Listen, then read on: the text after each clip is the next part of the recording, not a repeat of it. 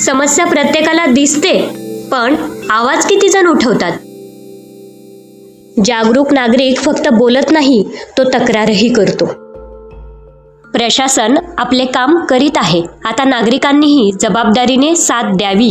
अन्न व औषध प्रशासन आयुक्त आदरणीय तुकाराम मुंढे साहेब जे काम करत आहेत, खरं तर ते काम प्रत्येक सामान्य नागरिकाचं आहे.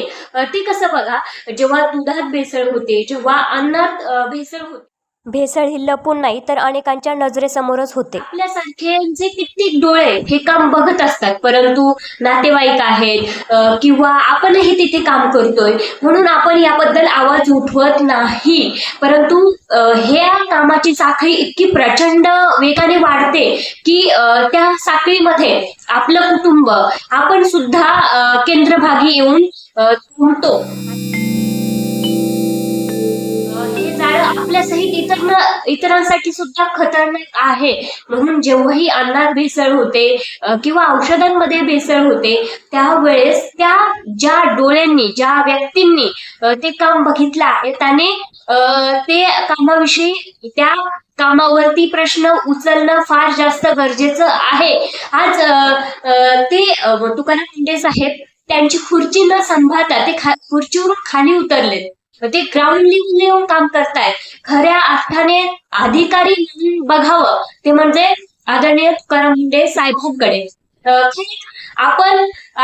आपण ज्यावेळेस एखाद्या खुर्चीवरती बसतो, त्यावेळेस त्या खुर्चीची संवेदनशीलता आपल्याला समजणं फार जास्त गरजेचं आहे.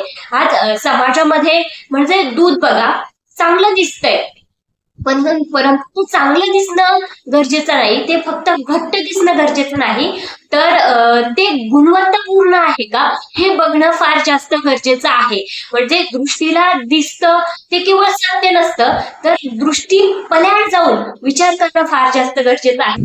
आपण माणसं काय करतो की कुणी बघत नाहीये, चुकीचं काम करतो, कोणी बघत नाही हे चुकीचं काम आपण करतो आणि एक चांगलं व्यक्तिमत्व बनण्याचा आपण खोटा प्रयत्न करतो. हा खोटा प्रयत्न करण्यापेक्षा खरंच ज्या गोष्टी आपल्यासाठी, आपल्या समाजासाठी, आपल्या कुटुंबासाठी हानिकारक आहे, त्या गोष्टींवरती नक्की बोललं पाहिजे.